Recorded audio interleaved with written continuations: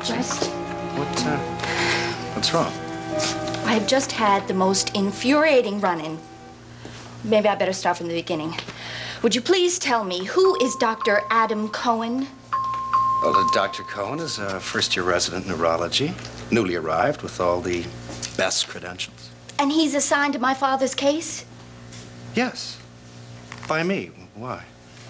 Does my father have any complications we haven't been told about? Well, quite the contrary. You and your mother have been kept particularly well informed. So no extra treatment is necessary? Nancy, maybe you better tell me what's on your mind. Dr. Cohen has been in there going over my father from head to toe and ordering repeats on all the tests that have already been done. And a spinal tap included. Oh. Apart from the fact that I don't see why they're necessary, especially if complications aren't a problem, I don't like his attitude, which I would describe as brusque, arrogant, and opinionated. Has your father complained? No, he seems to like him. I'm glad to hear that. Look, Nancy, at the worst, Dr. Cohen is just being a little overzealous. But don't worry, I'll keep an eye on him. But what about the tests? I mean, some of those are very uncomfortable. Well, they can also be very helpful, and they're certainly not going to harm your father. Look, on the other hand, if you're sufficiently upset and you want Dr. Cohen off the case... Well, if he's not hurting Daddy. Look, he might be doing your father some good. Then I won't interfere. Despite the fact that I don't like him personally.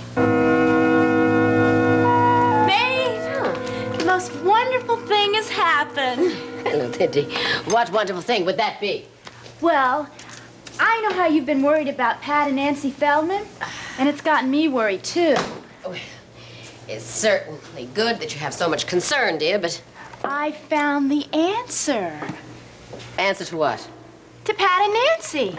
There's this new resident in neurology, and he's really cute, and he's single, and he likes girls, and he plays the cello. He's everything right for Nancy, and his name is Adam Cohen. Darling, this sounds suspiciously to me like meddling. Oh, but it isn't.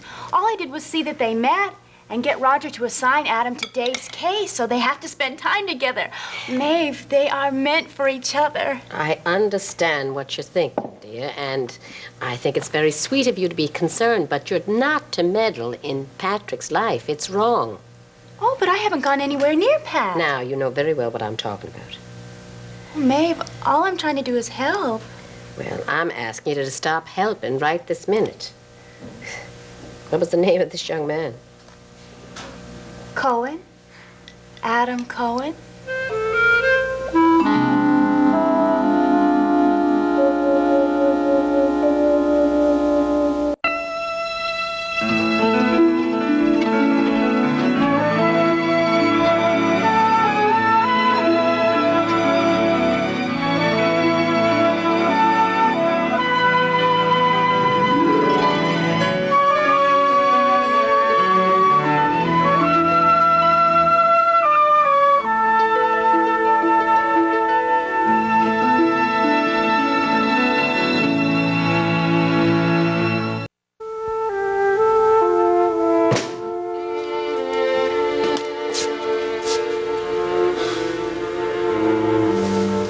Jill, I'm sorry. I never expected the board meeting to run that way. No, I shouldn't have let myself get so angry. Well, under the circumstances. The circumstances are that Ray made a donation of $3 million for Edmund's memorial. I mean, it's pretty foolish to feel anything but delighted about that. No, Ray has a tendency to take the ball and run with it. Now, it was fairly obvious what she was trying to do. She was trying to strong-arm you, to take control of today's meeting, and more importantly, to prevent any further meetings. Uh-huh. Subtle she is not. Oh. Now, it's my fault, I'm afraid. I've never really succeeded in reassuring her that you and I can work together on something like a memorial to Edmund without all the old personal feelings starting up again. $3 million. Pretty big contribution to keep us from not being in the same room together. She must love you very much. Yes, I think she does. and be very afraid of losing you. But don't you see, I have tried to put those fears to rest. Just hasn't taken hold yet. I've pointed out to her that you and Seneca are happily married and that whatever you and I had ended a long time ago.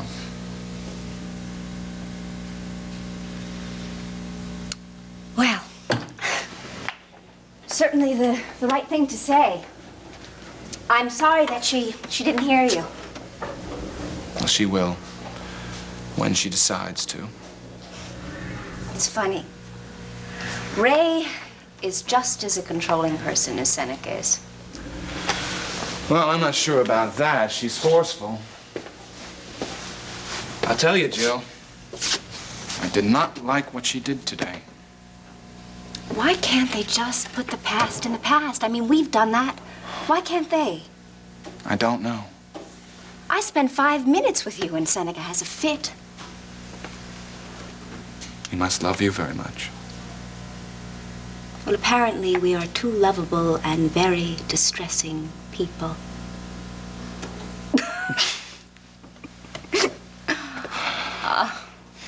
Look, what is important, what is really important is building a memorial to Edmund that will help a lot of children and somehow say that his life has a lasting effect, you know?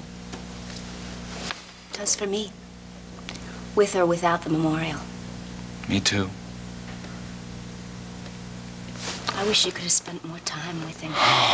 So do I, so do I. It never occurred to me there wouldn't be years. I know that.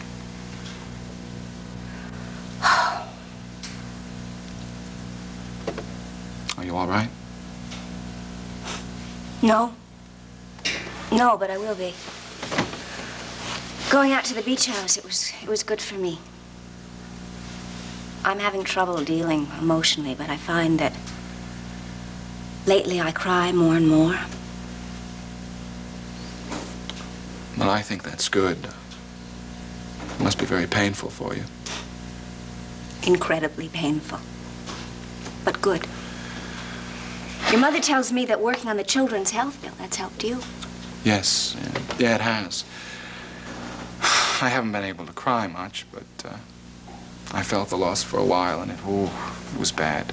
You see, that's what we were hoping that this memorial project would help you in the same way. Frank, why is the memory of our child's death, why is that turning into some sort of battleground? I don't know. I suppose Ray and Seneca imagined something more than shared memories between us. But there isn't. Well, the question is proving that. There's nothing to prove. I mean, how could there be anything more between us at this point? It's impossible.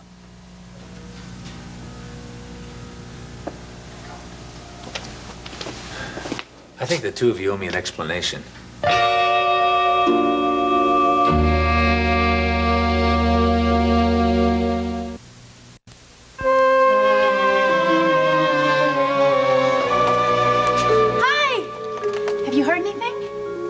Oh, I understand there's a heat wave coming.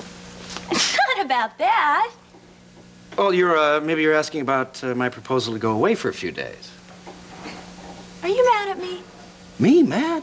Simply because you won't take a short vacation? We'll go soon, I promise.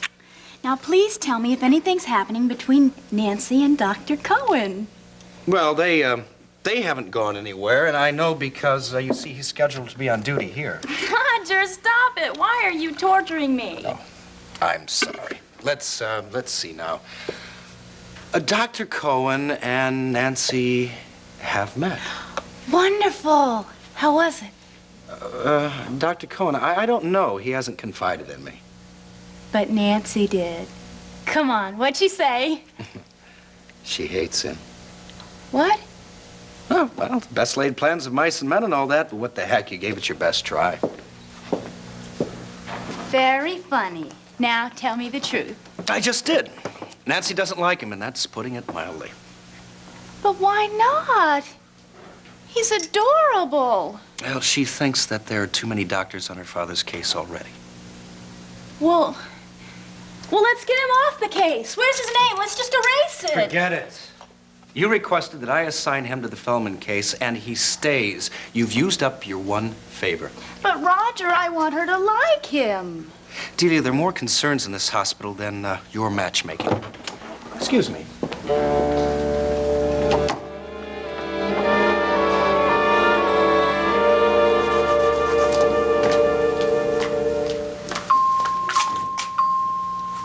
Father's not in there, Miss Feldman. He isn't, Dr. Cohen. May I ask where he is? He's downstairs having a spinal tap. I specifically asked you not to go ahead with those tests until I had a chance to talk to Dr. Coleridge and my mother. Yes, and I'm sorry, Miss Feldman, but my instructions were to look after your father as best I could, and that's what I'm doing. He doesn't need all those tests. It's my opinion that those tests are necessary, otherwise I wouldn't have ordered them. Obviously.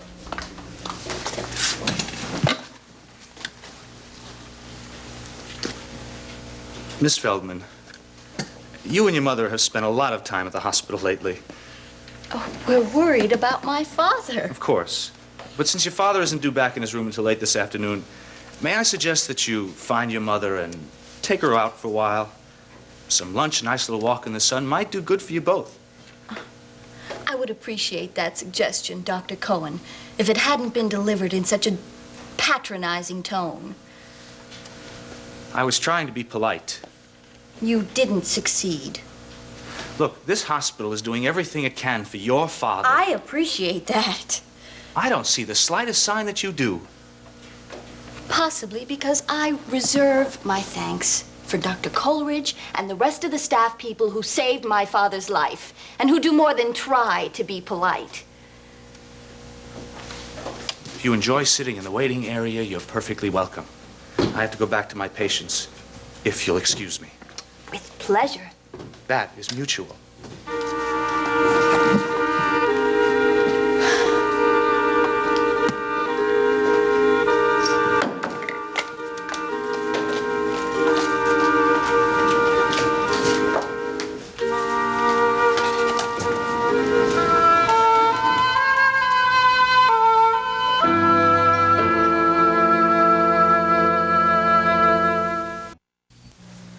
What kind of explanation could you possibly need? I'm talking about the board meeting. And what about it? The situation seems Wait. perfectly Ray clear. Woodard made a very generous offer to Edmund's memorial.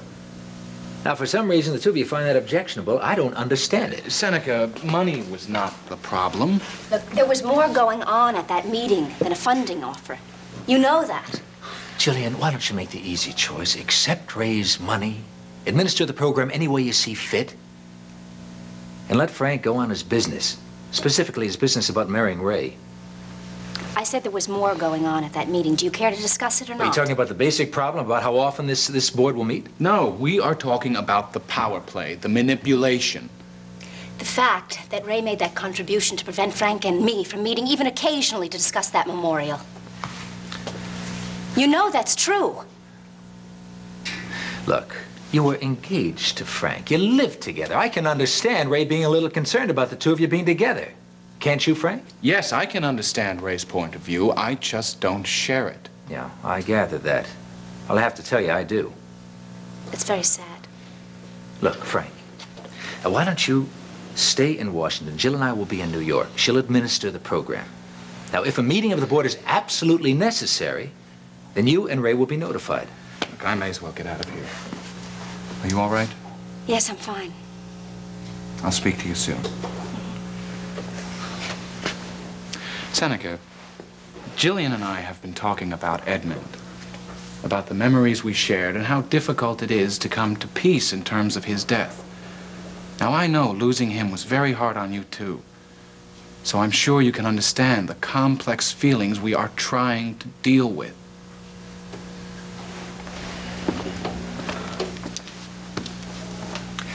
Complex feelings? Like the ones you have for each other? I'd be very careful about what you say. Why? Because I'm on the verge of saying something that I can't take back. Jillian, I am very angry about Frank Ryan's continued presence in your life, in our lives. Now, that meeting was a perfect example. It was you and Frank against me and everybody else in that room. At that meeting, you broke every promise to me. What That you made to me not only 2 hours ago. What promise? That you were going to allow me to control the meeting, that you would only talk when it was helpful to me, and that you would back me up if Ray tried to take control. I promised you civil behavior, and I delivered on Oh, that. come on, Seneca. Look, Ray made an offer, you threw it right back in her face. She tried to steamroll the entire meeting. The only reason for that generous offer was to take control of me. And you went right to her side and supported her. You had all the support you needed from Frank. You're impossible. I cannot work with you, and I should have known that. Well, what are you going to do now, Jillian, now that you put me out of your bedroom? You going to put me off the board, too?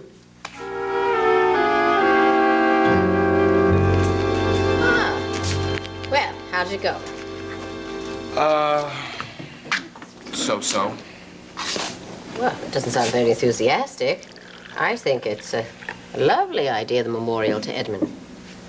The memorial is not the problem. It's Ray. Oh? Well, Jill was in very good form. I'm glad to see that. Yes. Yeah, she's fully recovered. She's back to her old self again. Well, then, what was the problem at the meeting? Arguments, unnecessary squabbling, that's all. Ah? Really? See, Ray's has raised a lot of money, but there are strings attached. I suppose from her point of view, she wasn't being all that unreasonable. Yes, and what about from your point of view? I think I'm going to have to work harder with Ray to get her to trust me. I want this marriage to start off on the right footing, but we're just not there at the minute.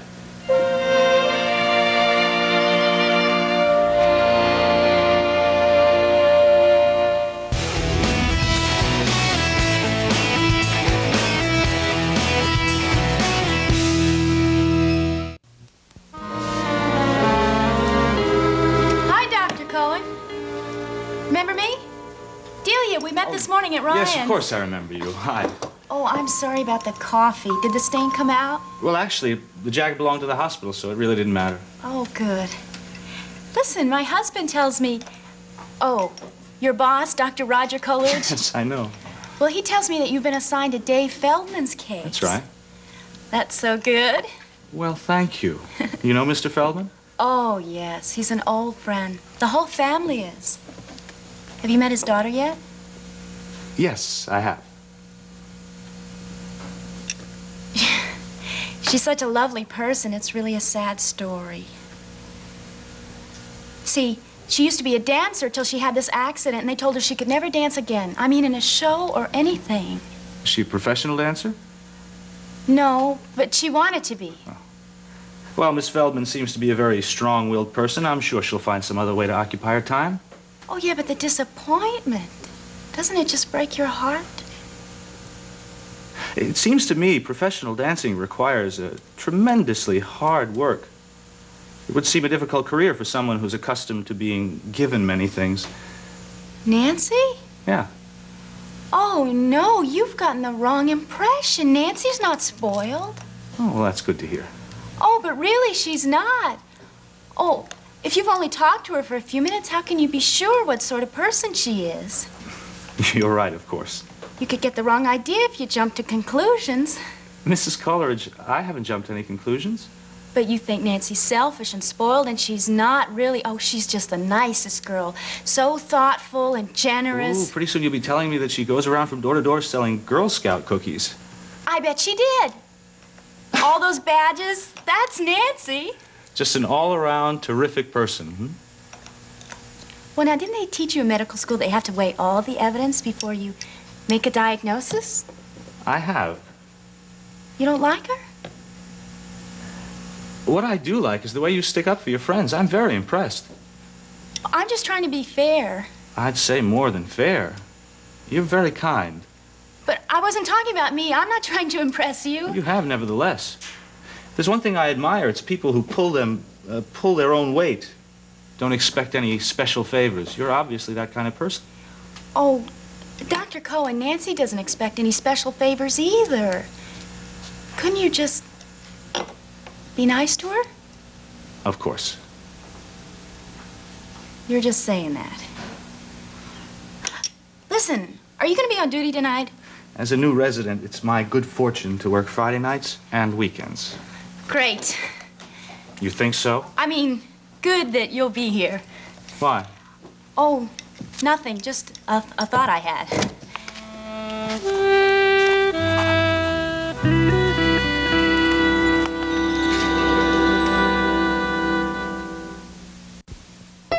What if the perfect guy for you is in LA or DC or New York City? Get ready to take a Holidate, a new original reality series, all new this Wednesday at 10 on SoapNet.